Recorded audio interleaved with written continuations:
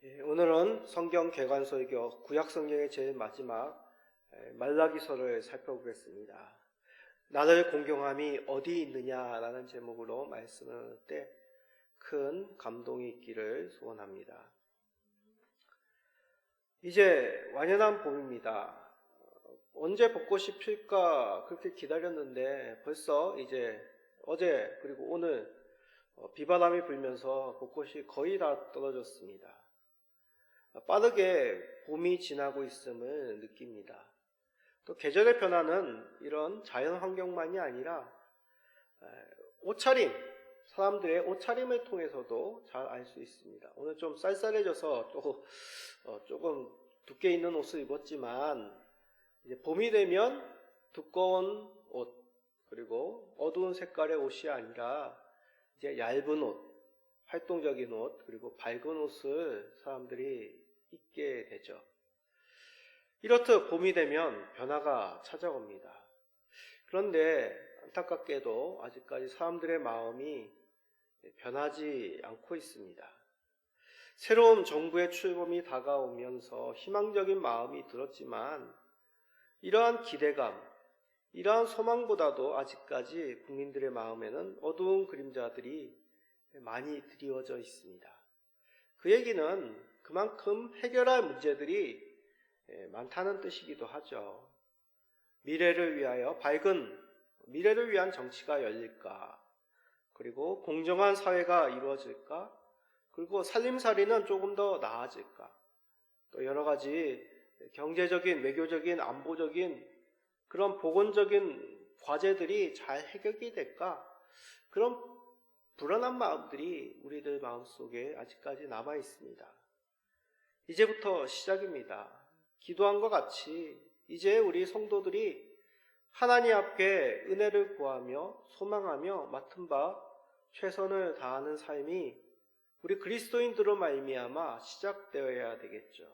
그 가운데 우리들에게 가장 중요한 것, 하나님의 은혜를 구하며 하나님의 도우심을 바라는 믿음일 것입니다. 성도들의 삶은 결코 세상과 동떨어져서는 안 됩니다. 물론 그렇다고 동화되어서도 안 되겠죠. 하나님의 가치와 하나님의 법이 이 땅 가운데 실현되도록 우리는 그 믿음으로 살아야 됩니다. 하나님께서는 그 삶을 우리에게 맡기셨다는 것이죠. 오늘 내가 너희를 기대하마. 나를 경외하는 나의 자녀들아. 오늘은 어떤 영광을 나에게 드리겠느냐? 어떤 삶을 세상 가운데 빛으로, 소금으로 나타내겠느냐? 그런 기대하는 마음을 우리 하나님께서 가지고 계십니다. 그러므로 우리 성도의 삶은 이 중요한 시점에 더욱 하나님을 의지하고 따르는 그 마음, 그 믿음으로 살아야 될 것입니다. 이러한 요청이 담긴 성경 말씀이 바로 오늘 살펴볼 말라기서입니다. 말라기서는 순서상 구약 39권 가운데 가장 뒤에 있는 말씀이죠. 메시아를 기다리는 언약 백성들에게 하나님을 경외하는 그 예배, 하나님을 경외하는 삶을 나타내기를 요청하시는 말씀이 바로 이 말라기서입니다. 우리는 이 말라기서를 살펴보므로 이 혼란한 세상 가운데 하나님의 경외함이 왜 필요한지를 살펴봅시다. 그리하여 세상이 어떠하든지, 세상이 얼마나 각박하든지 간에 하나님을 소망하는 신앙으로 살아가시는 우리 모든 성도님 되시기를 간절히 소망합니다. 자, 먼저 말라기서에 대해서 시대적 배경, 간략한 배경을 살펴보겠습니다. 혹시 성도님들 말라기서를 읽어보셨습니까? 이 말라기를 읽어보면 이 말씀 가운데 시대적 배경이나 이 말라기 선지자에 대한 어떠한 정보도 담겨있지 않음을 깨닫습니다. 한 줄도 없습니다. 단지 내용을 통해서만 이 시대적 배경이 어떠한지를 추측할 뿐이죠. 이 내용, 주된 내용은 유대 종교 지도자들의 부패라든지 우상숭배, 그리고 약자에 대한 이스라엘의 학대, 잘못된 헌금, 그것에 대한 책망의 내용이 대부분이고, 이제 결말에 가서 하나님께서 회복하시고 또한 메시아를 보내시겠다는 소망의 약속의 말씀이 이 말라기서에 담겨져 있습니다. 이러한 내용은 다른 구약 성경, 예를 들자면 에스라서라든지 느헤미야서와 겹치는 부분이 있기 때문에 학자들은 이 말라기서가 기록된 그 시대적 배경이 아마도 에스라, 느헤미야 그 시대와 동일하다고 추측할 뿐입니다. 어떠한 구체적인 직접적인 자료가 없기 때문이죠. 자, 이 말은 무슨 의미겠습니까? 포로로 돌아온 이스라엘에게 하나님께서는 성전을 재건하게 하십니다. 그 어려운 가운데, 여러 주변 민족들의 방해 가운데 하나님께서 어떻게 해서든지 성전을 재건케 하셨습니다. 하나님께 다시 그 가운데 예배가 드려지고 조상 때와 같이 회복의 길을 조금씩 열어주셨다는 얘기죠. 또 마침 페르시아 제국의 유화 정책으로 말미암아 어느 정도 자치, 어느 정도의 종교적 자유도 이 시대에 누리고 있었습니다. 그러나 이런 안정적인 삶으로 인도하는 그런 하나님의 은혜와는 달리 이 포로에서 귀환한 이스라엘 백성들에게 하나님은 너희들에게는 아직까지 과거 너희 조상들이 행하였던 그 죄악이 아직까지 담겨져 있구나. 다시 그 죄를 범하고 있구나 라며 책망하시는 것입니다. 물론 이들에게 바라는 소망이 있습니다. 완전한 해방, 페르시아로부터, 제국으로부터, 여러 이방민족으로부터 완전한 자유를 누리기를 소망합니다. 그리고 더 나아가 과거 가장 찬란했던 다윗 시대의 그 부귀영화, 그 영광을 다시 실현되기를 이들은 간절히 소망하였습니다. 그러나 그러한 예언, 선지자들을 통한 예언은 언제 이루어질지 알지 못합니다. 그러한 기다림 속에 점점 소망은 사라지고 그들이 드려지는 성전의 예배는 형식적이게 됩니다. 세상 풍습과는 적당히 타협하며 살아가고 있었던 이들 이스라엘의 모습이었던 것이죠. 그때 하나님께서 말라기를 통하여 이 말라기 선지자를 통하여 말씀하신 것입니다. 이 말라키라는 이 뜻은 나의 사자란 말입니다. 하나님께서 하나님의 사자를 보내어서 형식적인 그 종교적인 행위만 남아있는 이스라엘에게 하나님의 그 뜨거운 말씀을 들려주신 것이죠. 그 첫째의 내용은 너희들의 예배에 진정한 고백이 담겨 있느냐라고 그렇게 묻고 계십니다. 자, 말라기 1장 6절을 읽어봅시다. 내 이름을 멸시하는 제사장들아, 나 만군의 여호와가 너희에게 이르기를 아들은 그 아버지를, 종은 그 주인을 공경하나니 내가 아버지일진데 나를 공경함이 어디 있느냐? 내가 주인일진데 나를 두려워함이 어디 있느냐 하나 너희는 이르기를 우리가 어떻게 주의 이름을 멸시하였나이까 하는도다. 자, 말씀이 굉장히 깁니다. 한 절이. 그렇지만 한마디로 요약하면 무슨 말입니까? 너희 예배에는 나 하나님에 대한 공경함이 없다. 여기서 언급하는 공경함이란 그 대상에 대하여 찬양하고 존경하는 그 중심입니다. 대상이 영광스러울 정도로 높으신 분, 그분에 대한 그 애정, 높이는 마음, 그것을 표하는 것이 공경이라는 단어 속에 담겨있는 의미입니다. 그런데 이스라엘은 하나님을 공경하지 않았습니다. 다시 말해 찬양하지도 높이지도 정말 사랑하고 존경스러운 마음, 순종하고자 하는 마음이 없었다는 뜻입니다. 아니, 그러자 이스라엘은 발끈합니다. 하나님께 대묻습니다. 하나님, 저희가 언제 하나님을 높이지 않고 멸시하였나일까요? 저희는 늘 꼬박꼬박 이 성전을 힘들게 재건하여서 예배를 드리는데, 제사를 드리는데, 예물을 하나님 앞에 드리는데 하나님을 멸시한다니요. 억울합니다. 그런 마음으로 하나님 앞에 묻는 것이죠. 이에 대해서 하나님은 이렇게 그 증거를 들이내미십니다. 말라기 1장 8절입니다. 만군의 여호와가 이르노라.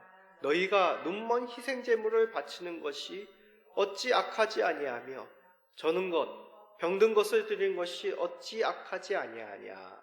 이제 그것을 너희 총독에게 드려보라. 그가 너를 기뻐하겠으며 너를 받아주겠느냐. 하나님께 드리는 희생제물, 그 속에는요 여러 가지 의미가 담겨 있습니다. 그 희생제물 속에서는 희생제물을 드리는 사람의 죄를 사함받고자 하는 하나님의 용서를 구하는 마음이, 그 믿음이 담겨 있습니다. 주님, 나의 죄를 사하시기를 기뻐하시는 하나님인 줄 믿습니다. 나의 죄를 용서하여 주옵소서. 은혜를 구하는 마음이죠. 또 이 희생제물에는 하나님께서 죄 사하시어 나를 하나님의 자녀로 맞아주셨다는, 다시 회복시켜 주셨다는 감사와 기쁨, 하나님께서 약속대로 이 예배를 받아주심으로 대속제물로 나를 다시 하나님 백성 되게 하신 그 감사와 기쁨이 또 이 희생제물에 담깁니다. 그런데 하나님에 대한 믿음, 그 감사가 담기지 않은 그런 마음이라면 어떤 예물을 사람들이 드리게 될까요? 말씀과 같이 가치가 낮은 것, 허물이 있는 것, 볼품 없는 것을 드리게 됩니다. 마음이 없으니 행동도 표현도 낮아지게 되는 것이죠. 예수님 말씀도 그런 말씀 하시지 않으셨습니까? 보물이 있는 곳에 무엇이 있다? 마음이 있다. 사람의 마음이 어떤 재물에 투영되기 마련입니다. 하나님께 진실한 공경함이 없기에 가치 없는 예물을 드리는 것이죠. 과연 하나님께서 이런 예물을 받으시겠습니까? 하나님께서 당연히 기뻐 받으시지 않으신다고 말씀하신 것입니다. 예를 들어 설명하여 조금 더 그 의미를 느껴봅시다. 우리 부모님 되신 성도님들, 자녀에게 선물, 인사, 감사 카드 받아보신 적이 있으시죠? 어느 부모님들이 어버이날 자녀에게 감사 카드를 받았습니다.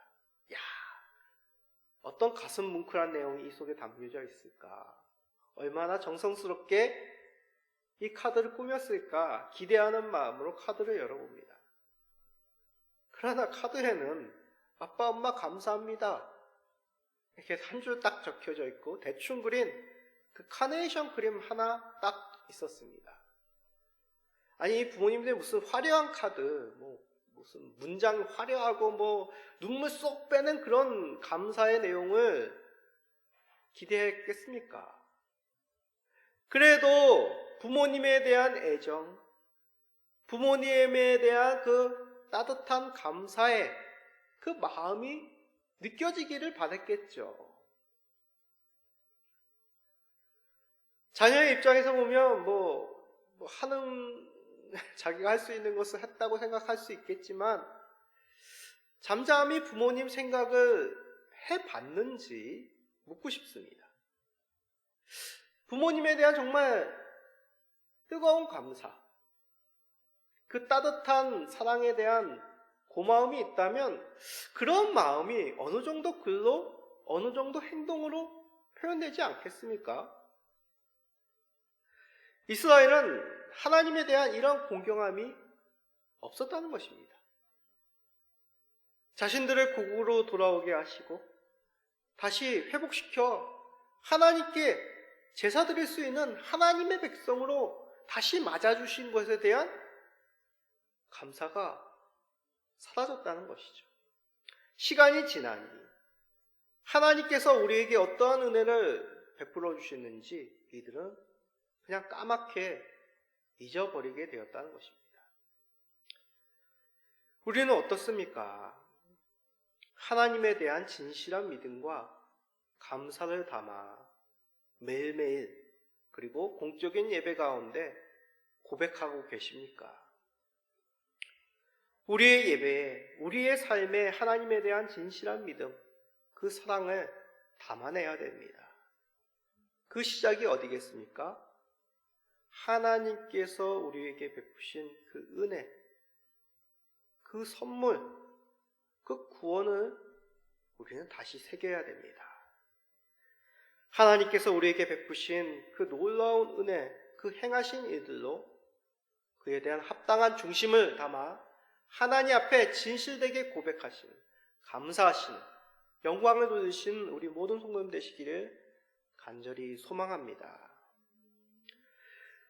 두 번째로 하나님께서는 이 말라기 선지자를 통하여 예배 가운데 이웃의 사랑이 정말 담겨져 있느냐라고 물으십니다. 사람이 삶이 힘들면 먼저 누구를 챙깁니까? 나 자신, 내 가족을 먼저 챙기기 마련이죠. 이스라엘도 다르지 않았습니다. 말라기 2장 17절입니다. 너희가 말로 여호와를 괴롭게 하고도 이르기를 우리가 어떻게 여호와를 괴롭혀 드렸나이까 하는도다.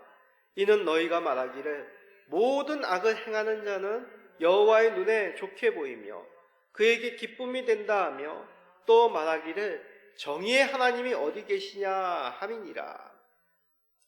역시 말씀이 굉장히 깁니다. 근데 내용은 뭡니까? 너희들이 하나님께 정의를 나타내지 않고 악을 범한다 라고 그렇게 하나님께서 이스라엘 죄악을 고발하고 있습니다. 반어적인 표현으로 꼬집고 계시죠. 하나님께서 악을 좋게 보신다, 기쁨이 되신다, 정의의 하나님이 어디 계시냐, 이런 말들은 하나님의 심판을 두려워하지 않는 이스라엘의 모습을 풍자하는 말, 꼬집는 말입니다. 하나님의 심판이 없다라고 생각하면 사람들이 어떻게 행동합니까? 서슴없이 악을 대범하게 범하게 되는 것이죠. 생각해 보십시오. 만약 사회 법정이 극악무도한 악인들을 심판하지 않는다? 그러면 어떤 세상이 될 것 같습니까? 생각만 해도 소름이 끼칩니다. 더욱더 악인들이, 악한 행동들이 이 세상에 흘러 넘칠 것입니다. 거리에 그냥 걸어가는 것도, 일상을 살아가는 것도 도저히 행할 수 없는 정말 끔찍한 사회가 될 것입니다. 반면에 대대적으로 어떤 범죄에 대한 단속을 할 때가 있습니다. 예를 들자면 예전에 범죄와의 전쟁의 시대 그런 거 있죠. 그럴 때 되면 그 순간만큼은 그래도 그 범죄에 대한 수치가 뚝 떨어지게 됩니다. 대대적으로 단속하니까 악인들이 붙잡히지 않더라도 잠시 몸을 웅크리게 되죠. 그런데 서슴없이 하나님 백성이 범죄를 저지른다? 이것은 하나님의 정의를 무시하는 것입니다. 하나님은 악인들을 심판하지 못하셔. 의를 행하지 못하셔. 그러므로 이웃에 대한, 지체에 대한 성도들의 태도는 하나님에 대한 우리의 마음이 담겨져 있다는 뜻이기도 하다는 말이죠. 이웃에게 악을 행하지 않는 것, 이것은 어떤 윤리적인 차원을 넘어 하나님께서 불꽃 같은 눈으로 선악 가운데 그 관계를 판단하고 계시다는 말씀이기도 합니다. 다윗이 나단 선지자의 책망 앞에 어떻게 반응했습니까? 즉시로 엎드리며 자신의 죄를 자복하였죠. 그 이유가 무엇입니까? 하나님이 불꽃 같은 눈으로 악인은 나의 죄를 심판하신다는 것을 다윗은 두렵고 떨림으로 받았다는 말입니다. 믿었다는 얘기죠. 반면에 아합과 이세벨은 어땠습니까? 엘리야를 통한 하나님의 책망 앞에 오히려 엘리야를 잡으려고 했습니다. 선지자들 핍박함으로 하나님을 두려워하지 않는 그 교만한 마음을, 그 악독한 마음을 나타내었죠. 우리는 이 말씀 앞에 하나님이 살아계심을 믿는다면 우리가 이웃을 어떻게 대해야 될지를 깨닫게 됩니다. 이웃을 사랑하고 섬겨야 되는 것이죠. 요한 사도를 통해서 하나님과 이웃에 대해서 이렇게 말씀하셨습니다. 요한일서 4장 20절입니다. 누구든지 하나님을 사랑하노라 하고 그 형제를 미워하면 이는 거짓말하는 자니 보는 바 그 형제를 사랑하지 아니한 자는 보지 못하는 바 하나님을 사랑할 수 없느니라. 저도 이 말씀을 마음에 새기고 살려고 합니다. 누구를 용서 못한 적 있을 때 이 말씀이 생각이 났습니다. 그 사람이 한 말, 그 사람이 한 행동을 생각해 보면 생각할수록 화가, 분노가, 저주가 저절로 나오더군요. 그러나 하나님께서 나에게 베푸신 은혜,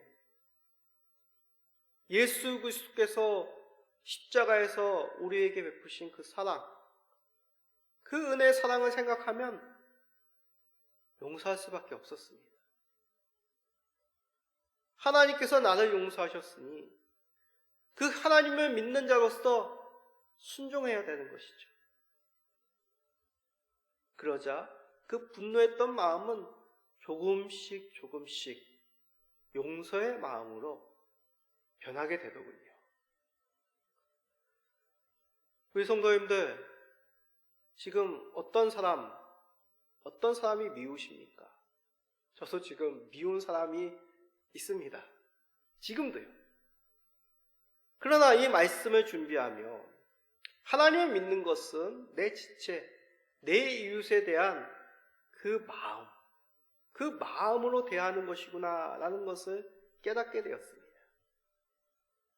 하나님에 대한 공경은 단지 예배당, 우리의 종교적인 이 예배 행위에서만 담기는 것이 아니라 늘 집에서 만나는 가족, 늘 대화하는 이웃, 또 우리가 일터에서 만나는 직장의 동료들, 그리고 여러 가지 거래관계, 사회적인 관계를 하면서 만나게 되는 그 이름도 알지 못하는 그런 주변인들, 그들을 통하여서 하나님이 우리 가운데 계심을, 우리가 하나님의 백성임을 나타내야 된다는 것이죠. 하나님께서 의로우시기에 타인에게도 거짓이 아니라 사랑으로, 하나님께서 우리에게 베푸신 마음으로 대하시는 우리 모든 성도님들 되시기를 간절히 기도드립니다. 마지막으로 하나님은 묻습니다. 너희들이 드리는 예배에는 나에 대한 소망이 담겨 있느냐? 말라기 4장 6절입니다. 그가 아버지의 마음을 자녀에게로 돌이키게 하고 자녀들의 마음을 그들의 아버지에게로 돌이키게 하리라. 돌이키지 아니하면 두렵건대 내가 와서 저주로 그 땅을 칠까 하노라 하시니라. 말라기서는 단지 책망의 말씀만이 담겨 있는 것이 아닙니다. 앞으로 있을 일에 대한 예언의 말씀도 담겨 있습니다. 6절에서 언급하는 그가 아버지의 마음을, 여기서 얘기하는 그는 메시아입니다. 앞으로 올 이 말라기 시대의 미래, 앞으로 올 그 메시아에 대한 예언입니다. 그가 오시면, 여호와의 날에 그가 오시면, 여호와의 날이 무엇이라 했죠? 심판의 날이, 마지막 하나님께서 이 땅 가운데 내실 그 심판의 날이라고 말씀했습니다. 그 심판의 날에 메시아가 오셔서 돌이키지 않는 자, 하나님께 돌이키지 않는 자를 어떻게 하신다고요? 내가 심판하리라 라고 예언하였습니다. 이 말씀은 구약의 가장 마지막 말씀입니다. 그런데 신약 마태복음에 등장하는 최초의 메시지, 그 최초의 메시지는 세례 요한을 통하여 언급된, 선포된 말씀입니다. 세례 요한의 메시지 간단합니다. 마태복음 2장 2절입니다. 회개하라, 천국이 가까이 왔느니라 하였으니. 말라기의 마지막 말씀이 무엇이라고요? 마지막 날 하나님께 돌이키지 않는 자는 내가 심판하리라. 저주의 말씀입니다. 이 말라기 말씀 이후에 약 500년 동안 어떠한 예언에, 어떠한 하나님의 계시하는 말씀이 없었습니다. 근데 그 답답했던 암흑의 시기가 끝나고 첫 선포된 예언의 말씀이 뭐라고요? 회개하라, 천국이 가까이 왔다. 절묘하게 연결되는 것이죠. 이제 하나님에 대한 무관심에서 벗어나 하나님의 약속을 기억하여 다시 메시아에 대한 소망을 품으라는 하나님의 메시지가 이 세례 요한을 통하여 선포된 것입니다. 하나님께서 도래할, 하나님께서 다스릴 이 나라가 가까웠다. 그러니 마음을 돌이켜 하나님께로 돌아오라. 메시아에 대한 소망을 잃어버렸기에 포로에서 돌아온 이스라엘은 그저 이 땅의 삶에만 충실하였습니다.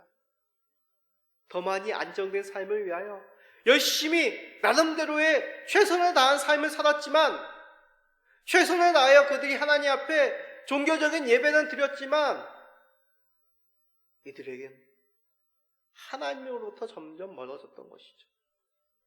이것은 현실을 무시하라, 그것이 아닙니다. 각박한 현실 속에서도 주의 자녀를 구원하시는 그 하나님에 대한 소망, 다시 우시를 살리실 것이란 하나님의 약속에 대한 기대를 저버리지 말라는 것입니다. 소망을 가지고 이 각박한 현실을 믿음으로 견뎌내라는 말씀이죠. 더디 이루어진다고 생각할 때 소망은 사라집니다. 현실이 눈앞에 들어옵니다. 반대로 약속에 기댈 때 소망은 가득하고 현실 너머에 있는 하나님이 이루실 약속, 그 나라를 꿈꾸게 되는 것이죠. 이번 겨울이 그런 겨울이지 않았습니까? 겨울에 겪은 이 나라의 힘든 일들 언제 해결될까? 그런 날이 속히 올까? 라는 불안한 마음이 가득하였습니다. 그러나 국민들이 그때를 소망하며 그 날을 꿈꿀 때 이 차디찬 겨울, 이 답답한 현실 속에서 이겨나갈 수 있었던 것이죠. 하나님께서 반드시 정의를 이루실 것이다. 우리는 이 믿음과 이 소망을 반드시 가지고 이 각박한 세상을 이겨나야 됩니다. 아니 목사님, 우리에게 이미 그리스도가 오시지 않았습니까? 맞습니다. 우리에게는 이미 예수 그리스도 메시아께서 오셨습니다. 그러나 우리의 예배, 우리의 삶에서 아직 예수 그리스도께서 의의 왕, 사랑의 왕으로 오시지 않은 면이 있지 않습니까? 우리는 여전히 현실 속에서 소망 없이 무기력하게 이 말라기 시대의 사람들과 같이 그렇게 살아가고 있는 면이 있지 않습니까? 이 각박한 현실에서 벗어나기 위해 그리스도인답게 생명과 빛의 통로의 역할을 잘 감당하게 우리는 그 메시아에 대한 믿음과 소망을 늘 가지고 있어야 됩니다. 마지막 날 주께서 오시면 이 답답한 이 현실을 하나님의 나라로, 완전한 의의 나라로 만드실 것이라는 그 소망을 가지며 우리는 살아가야 됩니다. 하나님께서 우리에게 묻습니다. 진우야, 오늘 나를 경외함으로 하나님 나라를 이루는 일에 들여지지 않을래? 하나님에 대한 믿음과 감사를 담아 이웃을 섬깁시다. 주문을 소망하는 믿음으로 하나님 나라가 이 땅에 왔음을 선포합시다. 그리하여 하나님을 경외함으로 세상에서 하나님의 나라가 세워가시는 이 놀라운 영광을 나타내시는 우리 모든 성도님 되시기를 예수 그리스도의 이름으로 축복드립니다. 아멘.